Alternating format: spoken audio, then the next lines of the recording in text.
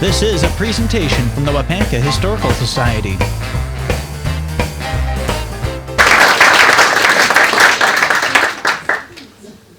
I appreciate coming. It is the kind of thing that I love to avoid.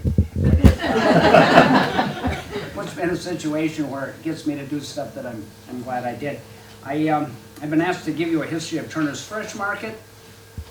It's a combination of family history. I wrote this down because it amazed me, all the stuff that gets involved in any endeavor, I guess. Anyway, it's a combination of family history intertwined with historical factors, the aspirations of my folks, the changes in this country. It's over quite a long period. I'm old, and I was a kid when this started. Or not anymore. And there's always ever-increasing effects of technology and systemization. We can't underestimate that. That's where we're at. That's why a lot of the farming situation is the way it is. We're in a time of change. We've been through change before, and that's the one thing that doesn't change. There's always change. Doing this gave me a chance to organize this, and as always, it's a great opportunity for self-indulgence. So I thank you. I would start with this. We actually had this for my mom's funeral, but I wanted you. These are the people I dealt with. These are the people who started the market, and actually, in a lot of ways, looking at the old pictures of my dad, I realized that he was much happier than I remembered him. At any rate, the next slide, Jean. Okay, it worked when I practiced. Jean was real big help with this. John did this It was more with of a me help for a when it present. worked. Yeah, this is the way things go. Nope, your button doesn't. Anyway, while they're going, we're going to show you a picture of my dad coming home from the war.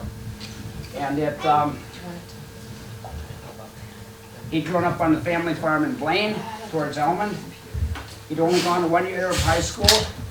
In those days, he would have had to move to Blaine in order to go to high school. So he only had one year in high school, and I don't know what he did for some years there, but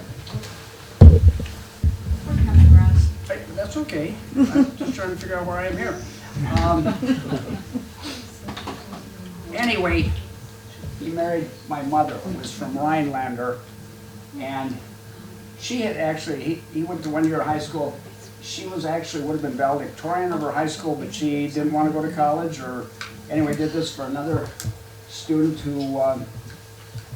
PowerPoint works unless they don't. Of course. What can we do? You can just chat while we get it going. Okay, that's okay. No, that's fine. At any rate...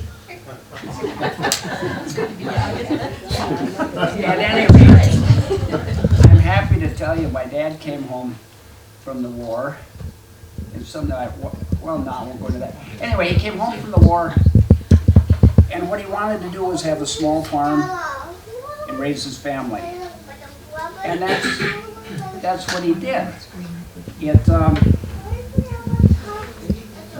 It wasn't easy. I guess I will tell you this. While he was gone, my mother gave birth to a sister that Jean and I had, and she was born. Well, there he is. So we won't go into that. That's a set. Should I go into that? Yeah. Well, yeah. Okay. This is back in those years, in the 40s, and medical care wasn't what it is now. And so when our sister was born, I don't know, they said it was a bad doctor or whatever, but she was brain damaged to where she never spoke, she never did anything. Those being those days, his mother told my mother, don't tell him about it. So he came home all set to see this child. It was just wonderful. And the child was brain dead. She lived to be 5 years old. And yeah, I got to tell you this. Jean doesn't believe it, but my mom did tell me that I was conceived on the night of her funeral, which... I think that makes me pretty special. Okay. Yeah, show mom. Wasn't she beautiful? Yeah. Huh? Yeah. Till the day she died. She what? Said till the day she died, she was beautiful. Yeah. Till the day, she was beautiful all the way through. Yeah, yeah. We were blessed. We were really blessed. They, what did I want to say about, oh, just that when they met, it was love at first sight, and it stayed that way. We were so blessed to grow up with them. Oh, a trip to Cuba. She got out of school, she would go to college, she went to worked at Rhinelander Paper. Wherever my folks were, my dad would tell me, like they lived in Waupaca for a while. First day there, she'd go downtown, she'd get a job just like that. Just tremendously capable. She was pretty adventurous, and she had gone on a trip to Cuba just before the wedding. Whether they held it up for that or not, I don't know. But anyway, yeah, we can keep going. So, anyway, they wanted to farm, and they ended up, okay, yep, more of them. Look how happy they are. This is me, my dad with his lilacs. We can keep going. I wanted to show you this. This is their farm. They ended up on a 160-acre farm on the Emmons Creek. Do you all know where the Emmons Creek is? Pretty much. Okay. It was a different time. My dad built that silo. He built a nice block barn on the end there. But it was a pretty modest place. And I showed you that so you knew how far they came. We were a mile down from Grants on D, and the telephone, we would go up there, get on the party line, make a call.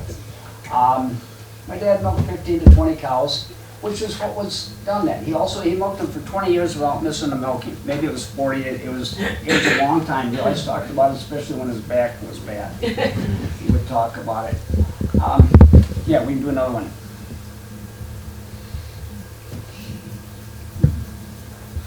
That's his tractor. This was the 50s and the post-war boom, and everything took off. Those of you who went through that time, and it took off in farming too. He got that tractor from Upmore. We still have it. He paid $1,700 for it. It still runs good. It had the Ford 3-point hitch. You can talk a long time. Yeah, I see people. Yeah, those of you who grew up on farms and you drove stuff. Dave, I bet you drove stuff that didn't have 3-point hitch and it wasn't as easy. Armstrong. Armstrong, yeah. Yeah, they were a great tractor. There was a program a few years ago where they buying tractors like that and sending them to some third world country. At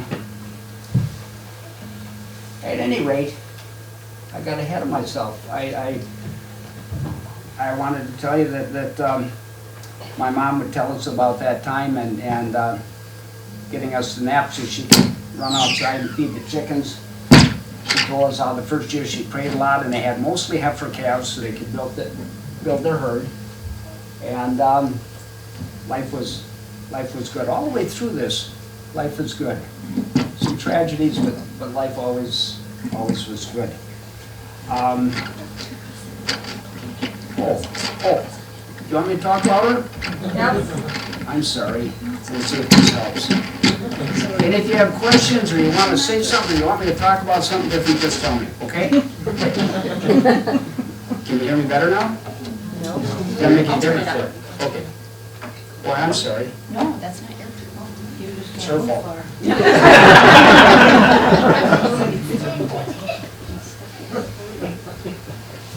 At any rate, how many of you remember Hub Moore and Warren Jensen? Yeah. That tractor came from Hub, and Hub was wonderful. If you needed something, he'd have it out to you whether you could pay for it or not. He'd get it out to you and let you use it, and by the time you got done, you didn't want to give it back, you just paid him. He was great. I think we go to another slide, Gene. You wanted to Oh, talk wait, hang about on. irrigation. Hang on, what? You wanted to talk about irrigation. Yeah. My dad took some ag classes, and bought this equipment, but he also, he was always fascinated by irrigation. And in those days it was this kind of stuff. Shortly after, went to more of the big guns. He had tried to irrigate and had irrigated some on a different farm, I think before the war, but it was with the heavy, there we go. Yeah, let me know if it's too loud. Turn it down. Yep. Distorted a little Yep, we're trying to fix Do you know how to do it? No. She's fixing it. I'm fixing it slowly. It's grainy sounding. John, bit. I can hear it. it's great to have kids that'll tell you one thing. What'd you say?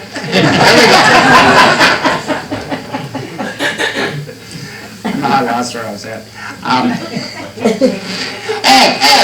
was going to tell you about the irrigation, because it's something that he would tell us. You know, during the war, there's great aluminum industry, and so many things that we have nowadays, it comes from having a military. You know, the GPS stuff all started there. In this case, we had this aluminum industry built up for defense purposes during the war, and when it was done, they needed to find other stuff. Aluminum pipe was one of them. At that time, we all knew pipe, and it was amazingly light. I got to do something with this so that it's not too down. Am I too close? Not very well. You think that's you do something? No, it's fine. It's fine. She's gonna run through. She knows. What's your Jim? So, want to tell you, went from bombers to irrigation. Good stuff. Dad also started raising produce during the 50s. We had hybrid corns, but the corn was all either yellow or white. And I always remember my dad grew a corn called polka dot, which was the first bicolor, I guess. And I Googled it, and I can't find what it was. But anyway, he raised that, and I think I discovered why you can't find it. It's because it was so far back. I Googled other stuff to this, and the stuff that went way back I couldn't get. Herbicides were just developing. You all know what atrazine is. Atrazine is it's one of the first ones, corn herbicide. You use another stuff, mainly a corn herbicide. Gene and I hoed corn for a couple years with my folks, and because of that I love atrazine. Right, Dave? Yeah. It's good to see someone. I thought Doug would be here, and I did. Anyway, so he did other stuff. He would take ammonium nitrate. You guys know ammonium nitrate? There's a lot of ammonium. It's the nicest form of nitrogen. And he would have a 55-gallon barrel. He'd dump a bag of ammonium nitrate in there with water. And I'd be there mixing it, and the outside of the barrel would just frost straight up, and the vapor would be coming up, because we were creating liquid nitrogen, which is, whatever it is, absolute zero or close to it. And then he would pump that into the irrigation line, and you can imagine, within a day you'd see that corn green up, and it was beautiful. This is actually a later corn, but it was, yeah, I wasn't that old then. So,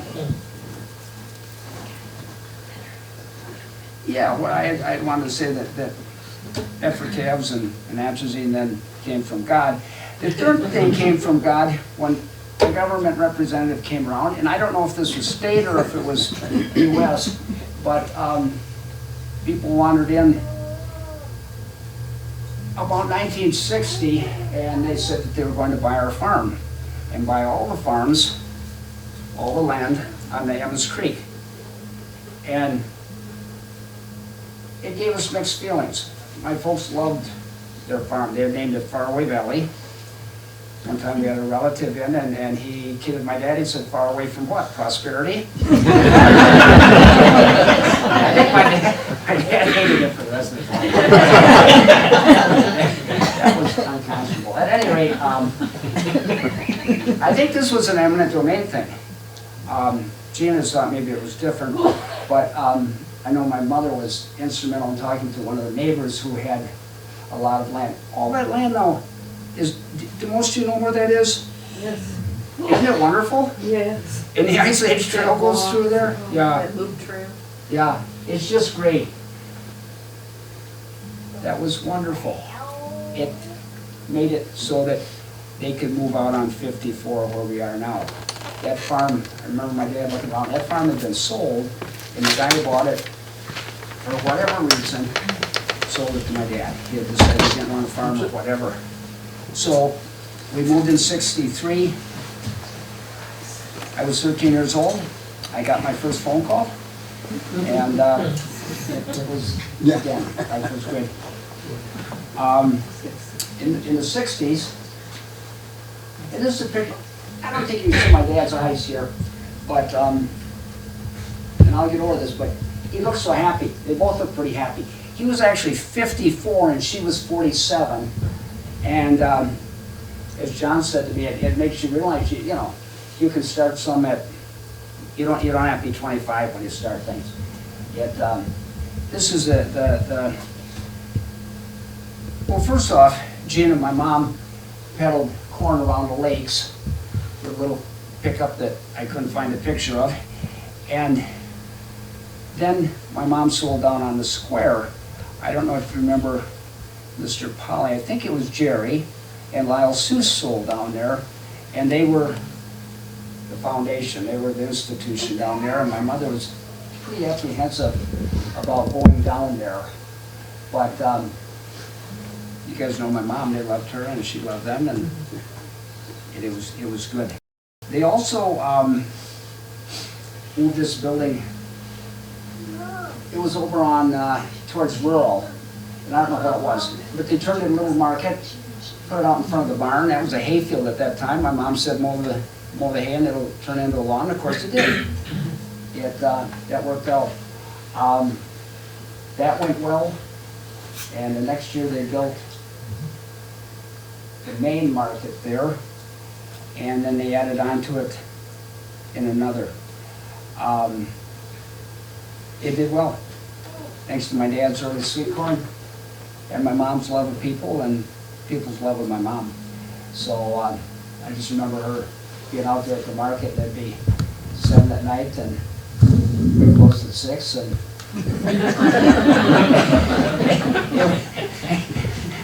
most of the time I was in high school, I just remember her sitting watching TV, counting the money, and my grandmother would come down and stay with us and make fried potatoes and other stuff, and she still didn't get along with my dad, but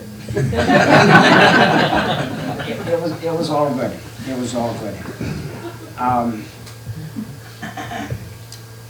Towards the end of the 60s, early 70s, I went to school. My dad sold the cows. I like cows more than vegetables, but he sold the cows. And in 72, the year I graduated, he got his first, they had a greenhouse before that. It was made, he got it from somebody else. It was glass window panes in the frame. He had to recaulk, and it was just small. But they got one that was pretty big. It was like a 32 by 100, and it was a Quonset, one of those Quonset ones. And Lester Van Loon, the county agent over at Waupaca, had arranged for a lot of farmers to get those. And my dad put it up by himself, which was pretty neat. But at any rate, so then we were full-time truck farmers. We adopted plastic culture. Tomatoes up there. And that's the way we raise. We probably will go to raised beds for disease control, but that's the way we still do it. And it makes the crop earlier. It keeps the crop more stable. Am I talking loud enough? Yeah. Mm-hmm. Okay. Please yell if I don't. So we did some things to have a longer season. Use of plastic was one. Frost irrigation protection were another. I didn't realize that was a system that was popular then. Nowadays, young people go into farming vegetables and they don't do that. They'll use floating row covers and they'll use trickle irrigation. I think in part because it costs more to do it with the overhead. You do get a lot better frost protection with with this type of deal. It's about belts. It's latent heat diffusion. How many remember latent heat diffusion from high school physics? The Hofteasers do. Nobody else did. When you freeze water, it releases heat. So you put the water on here. Oh, that and ice is 30 times more conductive of heat than the air is. So you put the water on and it freezes, and that initial freezing, the heat goes into the plant and it doesn't freeze. However, you got to keep putting water on because it keeps freezing. And when it freezes, it releases latent heat diffusion. And because ice is more conductive of heat than the air is, it goes into the plant. So this system is good down to, I don't know, 22, 24, depending on how much water you put on. Yet, those of you who live near us have probably been by and seen the fields covered with ice and wondered, you know, somebody called one time last year and said, oh, you left the water on. Yes, we did.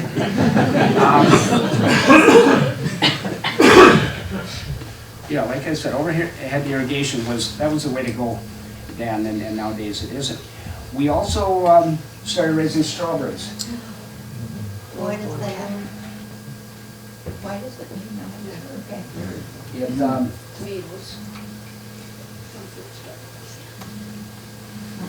This was something, pick your own was much more popular at that time.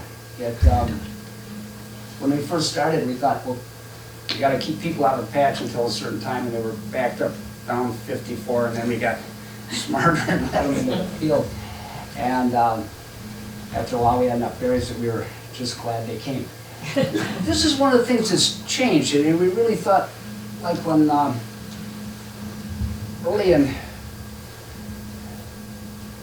mostly in 08, we thought people will do more pick your own. They want to do more pick your own. People don't want to do more pick your own. People want to buy in smaller amounts.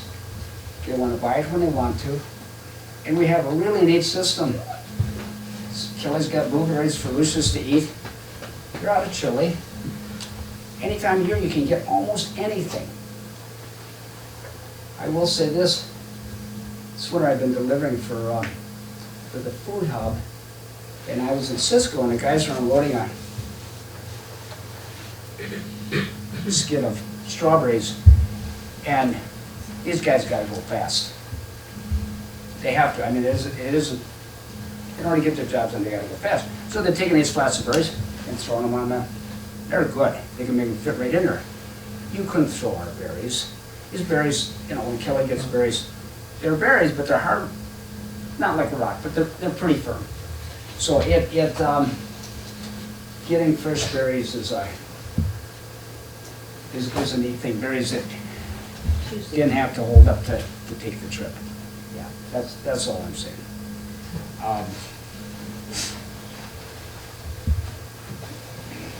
At that time, there was a guy, Charlie Thompson, down at Bristol. He had 90 acres of berries, and he'd get people coming out of Chicago and down from Milwaukee. And pick your own was just a big thing. At one time, I think we did like 12, 14 acres of them. And you could sell that many then. Again, that's one of the things that has changed. Do you have trouble getting people to pick them now? What's that? Do you have trouble getting people to pick to sell it like this? There's not, people would much rather buy them. Tara does a deal where she has a box. John, Kelly, maybe you guys know. Anyway, it's a cardboard box, and people get a real good buy them by the box that way, which is a whole lot cheaper than buying them by the. I understand that, but quart. all those still in the field, who's picking them? Do you have trouble finding extra Oh, hands? people to pick? Yeah. No. And and the reason is we have a Spanish family that comes in and picks them. And for years we had kids, and kids are great. Kids will work harder than their parents if you're there with them. Bruce Biaski taught me that. He said, kids are great, you have to supervise them. If you don't, it doesn't happen. And you can have a kid you put in charge, and for whatever reason, it doesn't happen. With, and I want to call these folks migrants, they're not migrants. They live in Waupaca, and we have some that live in Green Bay and Appleton, and most of them have other jobs. Most of them will work 40 hours someplace, and then they are probably a lot like our immigrant forefathers were. They want to work, they need to work. So they mostly will work for us on weekends, and with these particular ones are mostly working there on picking berries. They're a wife, there's some high school kids, and they just want to work, and generally they know other family members someplace. I'm glad they're still available to you. I said, I'm glad they're still available to you. Yeah, yeah. And don't get me wrong on kids, you can see the field supervisors here. Now I won't have them off, but you know most of their folks. Is that you, John? Yeah. Tara? And Gene's boys. Yeah. Strawberries are neat, and we should do more with strawberries, and I've always sacrificed strawberries for sweet corn. And it's foolishness on my part. No, it is. My family will, they'll back me up on that.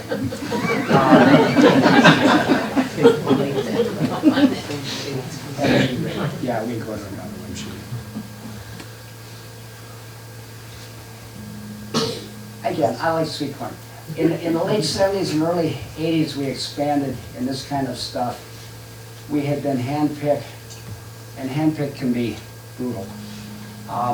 We bought, this isn't it, you cannot find pictures of. This is an FMC Fresh Market Sweet Corn Harvester, and that's what the state of the art was then. We bought one like that, although it looked nicer than that, and it was just a one-roll machine. It's probably why I can't hear, because I used to stand in the back and it's got big blowers, and they make a lot of noise, but they mechanically pick corn. And what that did is it enabled us to pick in the dark and load guys going north. Yeah, I can just talk about, actually, Ted Beavis is here tonight, and Ted is one of those guys. A lot of people, it started, Ted, what do you think, like Bob started? Do you have any idea on a year? Bob started probably in, I think we started in '78 with you, and Bob came next year, I'm pretty sure Bob did. Is that right? And And Jim was already there. at Jim that Hass. time, we had 12 stands, so Yeah, Bob was one of the first guys besides me. yeah.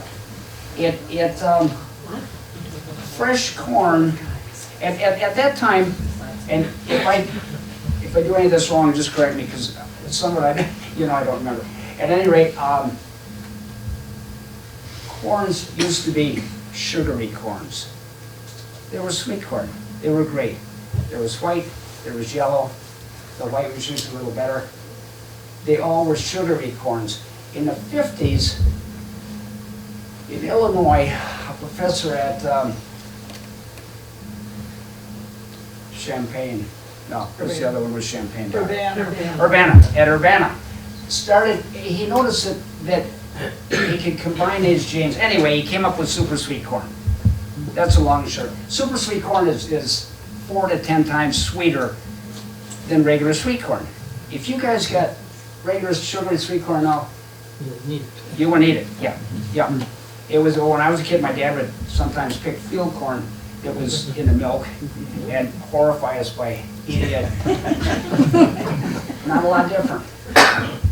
At any rate, at this time, corn had to be eaten pretty fast, or it wasn't good. We'd have a guy who would call the market and say, "Okay, I'm coming out now," and he'd come out from Waupaca, and somebody would call my dad. My dad would go out and pick his corn so that the corn was picked just as he got there. He was pretty special, and it was just that way. You could cool it and everything, but it just didn't stand up that long. So there's a real opportunity to have early corn. There wasn't the corn that was shipped then, but it was. It was in the store and it looked good, and it didn't taste very good. And so if you could have same-day corn, same day was the whole thing, that was neat. So we got ourselves in a situation where we would pick in the dark and we would fill trucks from 4:30 on. And so the Hasses and the Beavises, oh, Ted, where were you on the line on that? Because you were doing a lot of stands, but did you? We loaded the truck the night before, Okay, about 7:30, 8 o'clock at night, and then we put a sprinkler on top of it when we Yeah. got home. yeah, just like Jim Hass. Jim Hass went to Eagle River. Ted went all over. The other really good town was Minocqua, and that's where Bob Lynn went. And any of you know Bob? Did you know him? Yeah. Bob was fantastic. He was so much fun, and he could sell. He would do things like one time, I don't know what the deal was, but somebody took his caps. So the next day, he was on the stand, he had a whole bunch of caps, and he sold caps. He was, Bob was the kind of guy, he came in one time and took a shirt, and he goes like this. He goes, look, I died, and here was where they had shocked him back to health. Yeah, or back to everything. He had heart problems, he had all sorts of stuff. He was tougher and tougher, and he lived to sell. He just lived to sell. And he would have Chevy pickups that he would always, they'd have 400,000 or 500,000 miles on them, and they're pretty easy miles because he's just driving to Minocqua. And he was, Ted, you don't know how old Bob was when he died? No, I don't. Okay, he was in his 80s. He was where he had to have somebody drive for him. So the last day there in Minocqua, and Bob said, well, you're gonna drive? And the guy knew he was gonna drive. Guy drives home, gets to our place. Bob was dead, yeah. So I can tell you lots of stuff they're trying to do. They pulled Bob up, and he lay him on the blacktop there, and he was dead. And so we were gonna pick him up, and they said, you can't move him. We called it in, they said, no, don't touch him. So Bob's laying there with his white socks on, and they're taking his shoes off. And for years, my mom, as the dementia got a little bit more, she said, and who was the guy that was always laying on the blacktop?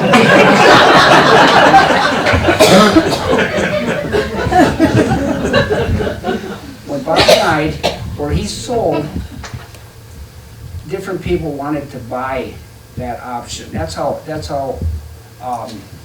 early corn at that time was that big. And they sold lots of other stuff. His son took it over, and he did very well.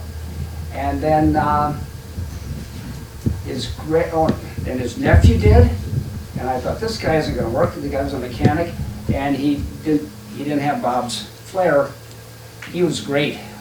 They would sell so much corn in the fall on Labor Day that one year they sold 100 dozen an hour for 5 hours, so they sold 500 dozen in 5 hours, and different members of the family would go up and help with it. It was a different time. Let's see where I'm at. Sorry. I was going to say with Bob, one year he got Lyme's disease, and he wouldn't take treatment until the season was over. So he had to contend with some of the after effects of that. Yeah. Mostly it was with lakes towns, and they got other stuff as well. When I think my dad was probably raising some potatoes then, and I guess at any rate, they would have nice loads, and it was a pretty. It was a pretty neat deal. Some of the guys were able to build up businesses in towns that weren't lakes towns. Ted's one of those guys. Antigo was not a lakes town. He sold a lot in Antigo, he sold a lot in Wausau. Jim Bacon, if any of you know Jim Bacon, sells in New London. New London's got heavy land. You can raise sweet corn, you can raise stuff in the garden. Jim does a real good job. Some years Jim will sell, a lot of guys will sell every day, and some years I think Jim would go as many as 80 days in a row. Just day after day after day, being in early, loading, going. Now Jim works full-time and still does it, but he has somebody there to run his stands.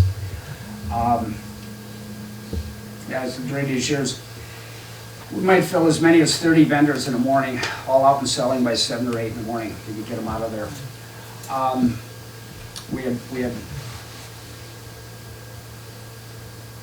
We had bought this machine, and it was okay, but it was slow, and he said it was easily confused because it would have things that anybody who ever worked on an FMC of this type, it's great to swap stories because they were not easy.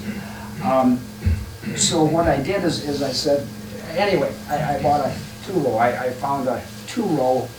It was a 2-row FMC, that was the maker, but it had, the other thing with sweet corn is you gotta harvest, you're gonna have it the same day, you gotta pick whether it rains or not. So you get stuck with these things. So out in Colorado, the Cicada family, and the family still, I think they sell seed and other stuff like that. Anyway, they took an Alice Chalmers Caterpillar and mounted a FMC 2-row on it. It's a Caterpillar on tracks, backwards. They wanted it backwards, I don't know why. And they mounted it on there, and they created this machine that you couldn't get stuck practically.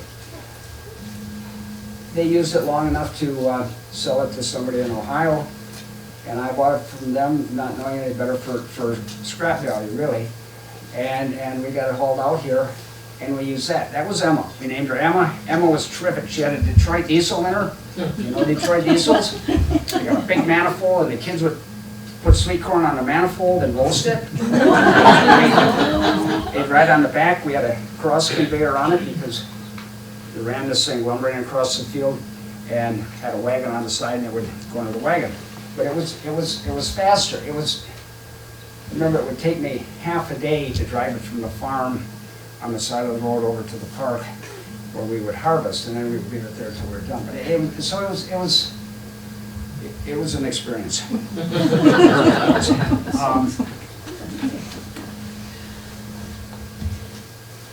And I want to say at night she was, especially for, it was a romantic thing. She had all these lights on, just gorgeous in the dark, and then the sun would come up and, wow, that's a piece of junk. It really was well built, and she kept going for a long time, and I sold her to Craig Nelson afterwards, and I think he might still be out in the trees over there. He's going to build something out of there.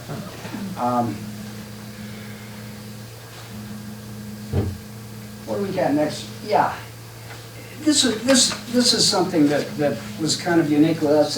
This was a method that came out of Syracuse, New York, in that area, but most people never wholesale it. This is plastic corn, and you can plant plastic corn anytime you can get on the field.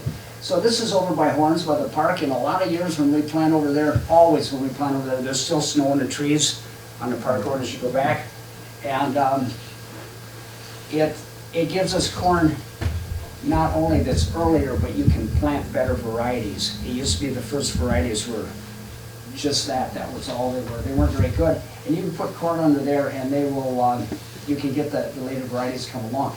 Corn is down in trenches. You see the trenches there? See, we got a little sand on there.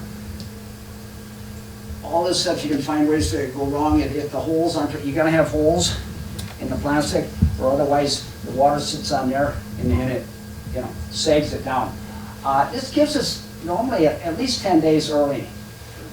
Under each roll of plastic, there's 2 rows. You see the 2 there. The corn comes out really short, but with larger ears, because at the time ear formation is determined, it's warm under there. That corn can get up to like 120 degrees, well, probably 150. I don't know. Corn will take it. I don't know of anything else that'll take it, but you can't burn it up. What you can do is the corn has to be uncovered when it starts to form the tassel. Here's the corn plant. It comes up right at the base, the growing point. Doc probably knows this from school, and anybody who farmed. Corn grows up from the base until the tassel starts to form. And you cut the stalk and you look, and here's like a little Christmas tree shaped with little dots. And that's the tassel. right there at the base, at the ground level. Once that starts to form, you gotta get the heat off, or you gotta get the plastic off or it gets too hot. And then you don't make pollen. We had a good sized field once that I waited and the weather was awful and we were still fighting frost and I didn't uncover it. And the corn was beautiful and it made ears with no kernels. It made no pollen. So it was like that. This gave us a longer time period. It let us at the market retail start earlier. It let us to get the people who are selling, like Ted, they could be established and selling before other people made it on the market. So they could type the customers, and you can have better corn. You can just have better corn.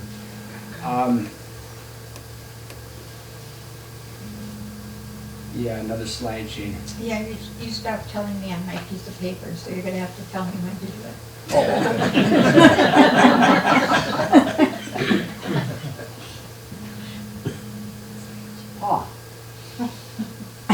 Oh. Okay, I tried to do it by decades.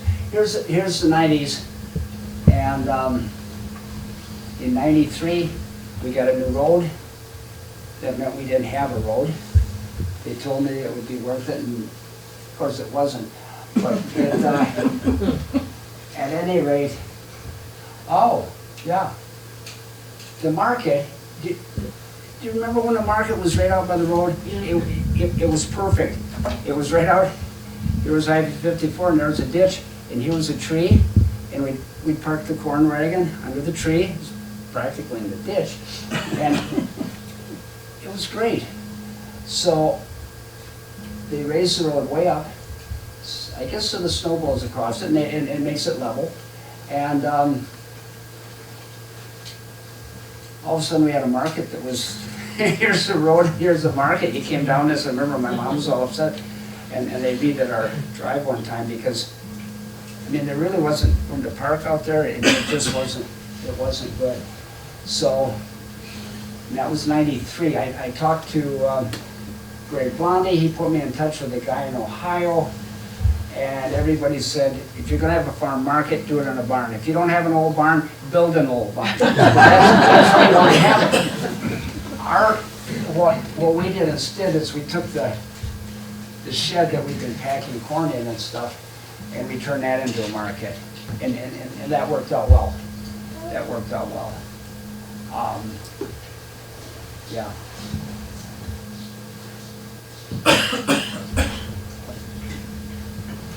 There you go.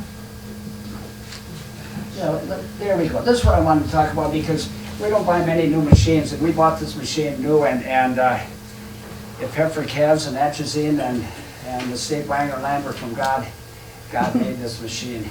And, it was great. There were a lot of different machines, well, like the FMC that I talked about, they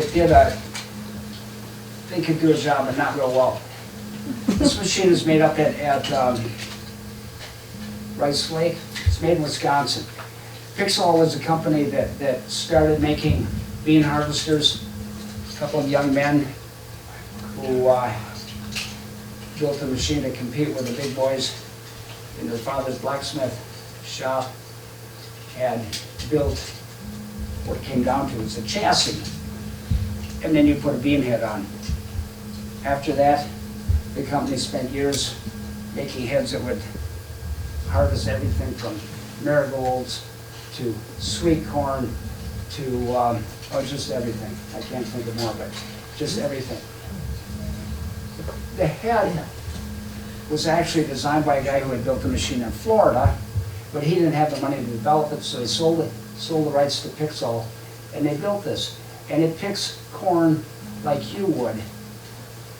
The stalks come in, they're grabbed on top with belts to hold them there, and then they're drawn through rollers who turn in the opposite direction, and it just rolls the, if you think about picking corn, how do you pick? It's just that way. It's real simple. And the rest of the machine is like what they use for all the other crops, where you've got some blowers and like that. At any rate, it's great. I don't think anything else has come along since then to replace it. That's Tara, and if you hit it, there's another picture, I think. No, let's go back. Tara drove it that first year. John drove it a couple years down the road from that. We had different, Trish Grant drove it for a while. Brandon Fay drove it for a while. I could talk about it all night. I can't say any more on it, except it picks corn that it isn't clamped like that FMC. But the only thing that it does, it's a problem, a couple of things. First off, it picks everything. So we had told the bank, hey, we're not gonna pay so much to pick corn anymore. I think our costs are about the same for labor with it because it picks everything. So you gotta sort it, you gotta do that stuff. But you're not doing it out in the field at night, in the rain. Yeah, that was the other thing I was gonna. I like to hand pick corn, and in between those machines, we said, hey, and right before the picks, we said, we'll pick it by hand. And the guys hadn't picked corn before, and on the early corn especially, it's so low, so you're walking down the field the whole distance like this, and it like I said before, it can be brutal. Yet after that year, most of you know Tom Hart, it was Tommy Hart then, and Tom did it, and I remember he knew somebody at the bank, and when I went in for a loan, they said, well, Tom said that if you guys can't get a machine, nobody's going to come back next year. That's the way it was. That's the way it was. So this thing has been wonderful and should last about 2 more lifetimes than I'm going to. It's they're very well done. I have a question. Yeah. It picks every ear off of the stalk. Yeah. Now, is that stalk done for the year? Oh yeah. Okay. When the corn actually has the capacity, I don't know why it doesn't do it, Doc might know, to make every note up. It can make an ear. And some varieties would do 2 good ears. Most of the time, what's best, especially with a machine, is if you have 1 good ear and that's it. Because generally the second ear, I don't think there's ever a 3rd ear, but this, the second ear is just not that great. Well, what do? You know, you got to throw it out. You got to sort it and throw it out. So the other problem with this machine is it picks shanks really well. And so, like we have a corn that I would raise all the time, and it has a tremendous shank on it like this. Here's the ear, this much is shank, and very gently and everything picks that ear with that shank on. So we had one summer where we had a great crop of that corn, and we shanked, I don't know how many semi-loads, virtually every ear, which usually I do it with a kid, and then we switch the kid off because nobody, unless you've done it before, has the, you just don't have that built up. Yeah, anybody who's picked corn, you know where it is, yeah. So, yeah, that's the other problem. You end up, we don't want to raise corn. There's a variety that has no shank that we do not raise because it doesn't taste that good. There's another corn, and you'll see a lot of it if you come to the market this summer. It's called Nirvana, and when it came out, they said this is the ultimate corn, and mercifully, it carries very little shank. So we'll raise a good deal of that. Different people like different corns. I'm going to get on this. What is next, Gene? Origin. Huh? What? Origin. Okay. Well, let me talk about this other first. People tend to like corn that they're used to. Years ago, we were raising corn, and I didn't want to raise. I didn't care for super sweets. They were too hard and crisp, and of course, at that time, a lot of them were. And I got used to it, and that's what I like.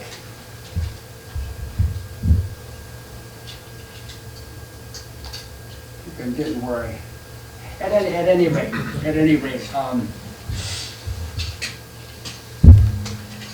this corn that we will raise this year, it will be interesting to see what people think. Some people, it's the best corn they ever tasted. It's not the corn that I myself would choose. It's just a little different. It's probably not as crisp as I do like it. We had people test it last year and they said, yeah, it's good. But it's a little bit different. I better stick with the slides. This is the corn shed. Actually, that's Bob Lynn's granddaughter. She sells now at Minocqua. Oh, there they are, loading their Lynn truck. Sometimes they'll load, and then they'll load the top. I carry a cover up there and load that. Yeah. Right. How am I doing on times? Anybody have any questions? It's 5 to 7. Guess what? 5 to 7. Okay. I go to sleep at 9. I'm kidding. I'm pretty brain dead at night, so. But, yeah, I'm pretty dead by now. So we got into the 2000s, and plastic corn helped make the season longer. Greenhouses definitely did. We tried that little one that was glass, and then we had one that was a Quonset, and then these. Gene, when did we figure it? I picked those up. Oh. I think it was, I don't remember, Ross, I'm sorry. 09. 2003. In 09. 09. Those houses are from, they're from 60 miles south of St. Louis, where a guy who went to Michigan State, I think, back with the Michigan State. He was very good, and they had 20 or 30 acres of those things. And actually the generation before had started them, and then he and his wife really expanded. And then the boy went to school and he came home and he did it with them. And the last year they did it, they had, in W-2s they sent out over 800. It was a large outfit, and they did the Walmarts in the St. Louis area. They came as far up as us. And the young man decided that he still wanted to have a flower shop. So he built a very nice flower shop, and they literally scrapped these things out. So again, I bought something at basically salvage value, and took a big trailer down there and rented a skid steer and took these things down. I mean, this is a drop in the bucket. There's 20 acres of these things. It was something. Anyway, what's nice about this is Tara came back to the farm 5-6 years ago, and she took over these greenhouses, and here too, lots of change. We were raising geraniums and pansies and tulips, and there are so many new varieties. And if you want to compete with the big boxes, you better, people don't buy packs like they used to. They want to buy baskets, and they want to buy pots, big pots, and that kind of stuff. So this enabled us to do that. It's been a good thing. We're starting out there now.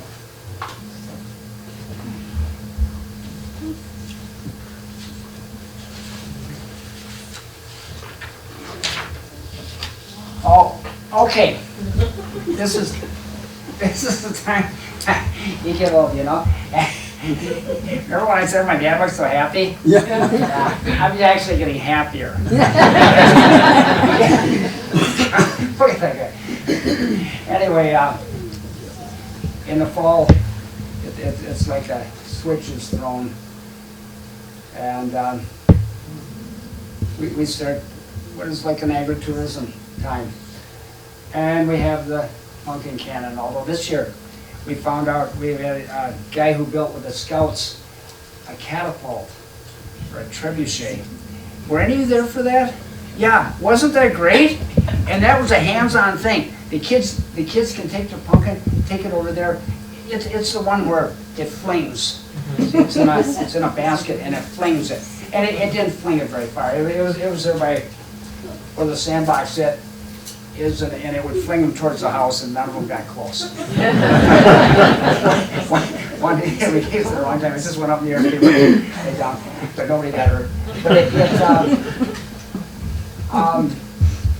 this stuff is really fun, and it gives people a chance to have some fun. And I get to neglect other stuff and drive the barrel train if the first one. And there it is. Yeah. It's neat when we have a maze near, so we can do that. I want to do it this year where we go up in those pines behind the farm and can go up there. And eventually I want one that can jump a moat. It really is. The beauty of it now is I can drive it as fast as I want, and I'm still pretty safe. But You once shoved an old guy on one of those things, and he was too fat for that thing, and then you drove him around for 3 hours, you wouldn't let him out. He died of a heart attack. no, I was gonna tell you. What I wanted to say is Mary was very good about it, though. No, actually, that did happen. We had some kids, and they bet their grandfather, and so he did it. We got, and we've had this happen too. Kids had the ride. The guy says, "Hey, I can't get out." And they can't. And you try to, and they're stuck. You get, now people pick them up, and the car comes up. It's real easy. You take the car on the side, and they roll. It's just real easy. These are milk sanitizer barrels from Wrightstown. Gina's always looking for new trends and ways for us to expand into different things. And a number of years ago, there was a guy at the Tech who promoted rain barrels and told you how you could use barrels and make a rain barrel. And so we found a place that had a whole bunch of used, what is that, Doc? The sanitizer that they use. Anyway, so we cleaned them, and I mean, it was stuff that was non-toxic, good stuff. Anyway, when they didn't sell for rain barrels, Brandon Fay did most of the welding. We built the barrel train, and it's just fun. I really would like to have one that we could put a family in, a cart big enough, yeah, and then there's something that's just real nice about, after I do this, I get on the tractor and I find myself putting this thing in the shed at night, and it's like, why are you? You get addicted to it. So, is that the last slide? Oh, there we go. Questions? This was fun. I actually hit the quit. Any questions? Yeah. What's next? I'm sorry? What's next? Oh, for us? Yeah.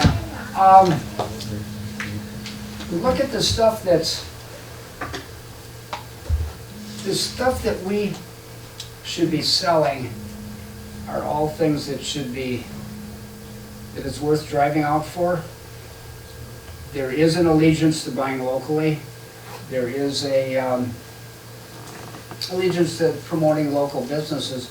But like, for instance, lettuce. They used to raise lettuce in Wisconsin, and then I was told one time when the price got to such and such, went down to such and such, it wasn't something that was done. It could still be done in Wisconsin, and we've tried to do it, Tara tried doing it at the market.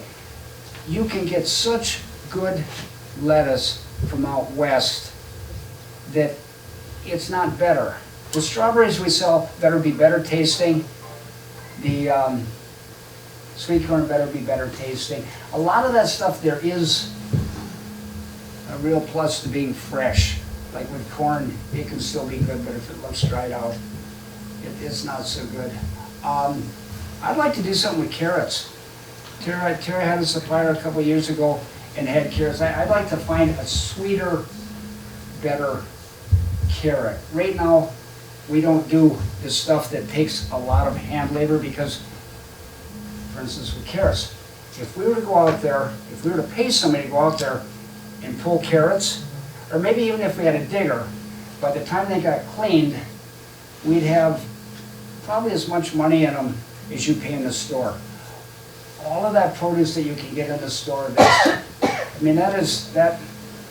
was gonna have a figure tonight when Hellback's farm around us and they raise potatoes, and I forget how many 100 or 1,000 weight they can dig in a day. You know, the machinery is so big, and this is where, I guess in terms of putting farmers out of business, especially the dairy farmers right now, technology will continue. It'll always rule in this country, and that's good. It's like, Gene and I didn't want to hold sweet corn forever. I'm surprised how many, a couple years ago, CSAs were real popular, the community support agriculture, where you buy a membership and you have a farmer who will raise stuff and deliver it to you. Boy, it's hard to make a living doing that kind of stuff. Helps if you buy a big city. Maybe it helps if you're organic. Otherwise, it's hard. So I think that as far as retail, what we need to do is have product that's worth getting. Fran Vergowan, who used to be my banker, would tell me, he said, Ross, if you raise good stuff, people will come. And I think it's that way. I don't know where wholesale lies, you know. The vendors, sweet corn now, boy, we can get corn, and we do. Every year we bring corn up out of southern Indiana. There's an area down there that years ago, I think probably the federal government wanted guys to get out of tobacco. So they promoted raising sweet corn, and you had the Western Kentucky sweet corn growers, and they lasted about a year. But the guys who had done that went on their own, and now they raise thousands of acres of sweet corn. Now it's the sand plain on the Wabash River, the southwestern corner of Indiana. It looks like Bancroft or Plainfield, and it's sandland farming, and they could get on early and do a good job, and so we bring up semi-loads of corn from them.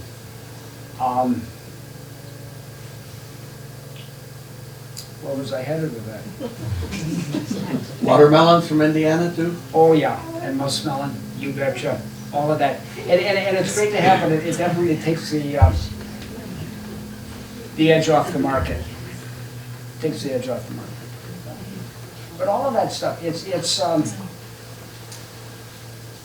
competitive. It is so competitive, and if you have the technology to do it, we've gone more into pumpkins. I hope to get a pumpkin harvest aid built, because if we have a harvest aid, we can get kids to man it, and we can harvest pumpkins fast enough to have it be profitable. What would any of you suggest would be next for us? Well, seriously, what would you like? Get UPS to deliver sweet corn for you. We'll get Amazon. Yeah, we get Amazon. I want more and then- people to eat eggplant, because Ross told me they might not raise as much eggplant because nobody eats it. It's like, I'm passionate about eggplant. She's originally from Chicago, and people down there don't know any better. But you know, this guy, I will ask him, like, did you ever think about raising this? And once I suggested these fairy tale eggplants. And it's like, I'll buy the seed, Ross, just try it. Yeah. He goes into Young's and he buys the seed, and he said, come and I'll give you some. It's like, no, I'll pay for them. No, you just come. He raised me a whole flat, and then he forgot it on top of the refrigerator. And so I came, and it's like, I just want my little, thing of eggplants, and Ross said, oh, I'm so embarrassed, I had to go back to Young's and get more, and I started you another flat. And then he gave it to me, and I went up to the cashier and said, I'm paying for this. Ross doesn't know it, but that's what's nice about having a neighbor farmer. And the other story I want to tell, and you said you never thought about your dad sitting in a lawn chair. But the first time I ever took the kids to pick strawberries there, the strawberry field was on the other side of 54, and I said, okay, these people raise, they raise berries, and that's how they earn their living. You can eat a few, but don't fill up. Get both kids out there, and your dad is sitting there in the lawn chair, and he says, now you kids get your fill when you're out there. I've told them that story many times, but I love it. I think with businesses like ours, the retail part of it, that's the niche. If we can, there's no mystery here, it's what everybody says. If you can have an experience by us that, even just in terms of friendliness, I've been trucking this winter and I go to Quick Trips, and some people don't like Quick Trip, but I know what I got at Quick Trip. They're always friendly. They say, and I'm sure they've been trained, that they say, see you next time. And I know I'm going to have to get fuel again, so I know there's going to be a next time. And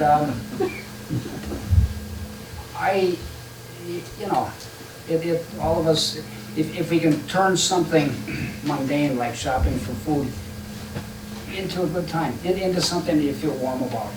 And Ross, I think you should admit that when you give somebody like Megan and Ken a good deal on something, you'll make up for that by charging guys like me triple. There is inspiration. I moved back up here, I was born in Waupaca, but I moved back up here 20-some years ago, and I wanted to do some foundation rocks for gardens. And coming from Milwaukee, I just didn't know where I could buy rocks to fill. And so I was out by you. And I mean, my grandfather was a Waupaca farmer, and he was always tilling the rocks up and piling them up. So I said, any place I can buy rocks? He said, well, how many do you want?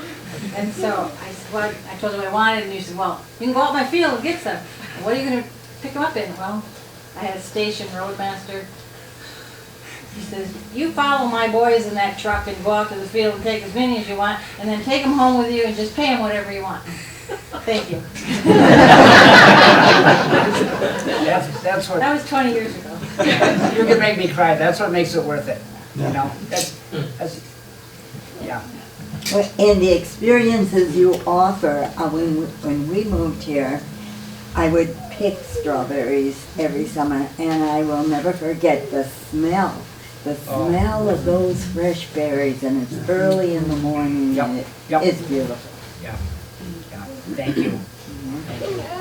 I pledge I'll do better with strawberries. One thing that you have done for a lot of our kids in this community has been phenomenal. Our boys work for you, and they learned, and they were told by some of your adults out there that you cheat a man, if you don't give them the hours you're supposed to, you're cheating them. And that's what our boys still go by today, because of what they were told out there by your people of your head. And so I blush a little bit sitting here because I'm a little bit in tears because of what you taught our guys, and then as an educator here, the number of kids that you've given a start with there where they couldn't work in the grocery stores or anything because they had to be, 14 or something? Sure. And so many kids got to work out by you and learn what a good honest day work is, So I think you've got a lot of kids that would tell you that right now. Thank you. So I just couldn't figure out though when they used to come home and say Little Ross. They called you Little Ross out there. You were a rapper or something. It was Little Ross. I can try that.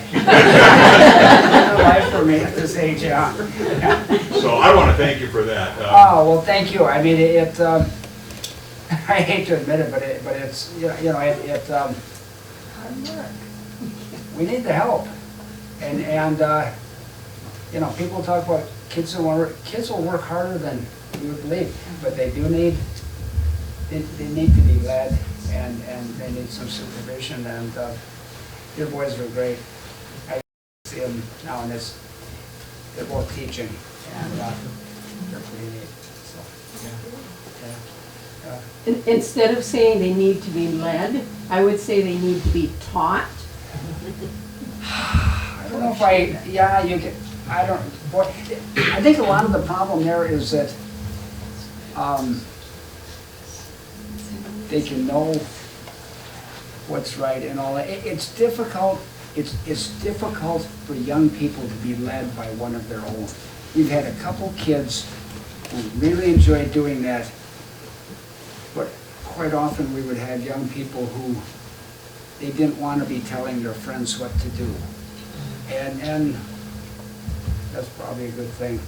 Yeah, but yeah, they can be taught. And Well, the ages though, that's the thing, the ages that you're hiring some of those kids at. Yeah. They're still pretty young. Oh, yeah. And so they need to be led, taught and led, let's put it that way. Led by They can be taught what you example. want them to do, Yeah. but they still need to be reminded Yeah. that to stay on task and that they're getting paid for a good day's work. And see their boss working hard. That's, Oh, yeah, That's and they say, okay, an this is what we're example. doing. Yeah, Yeah. yeah, oh, yeah, I think that, Well, this is fun. Yeah, I would just say, I always enjoyed your raspberries when you got them. oh, yeah. When I ran them down, I was on the tractor singing. I was so happy. Yeah, we tried raspberry, we had a lot of raspberries anyway. And, yeah, And they were delicious. They were a constant battle, and I talked to a lot of people who raise mainly strawberries and don't do, other produce, and they would try raspberries, and they'd say, boy, after the strawberry season, I don't want to do raspberries. There are people who do, well, Kingberry raises raspberries, sure. Does anyone else around here? Somebody must. Yeah, I don't see too many. Yeah. Anything else? Again, I hate to have this over. Thank you.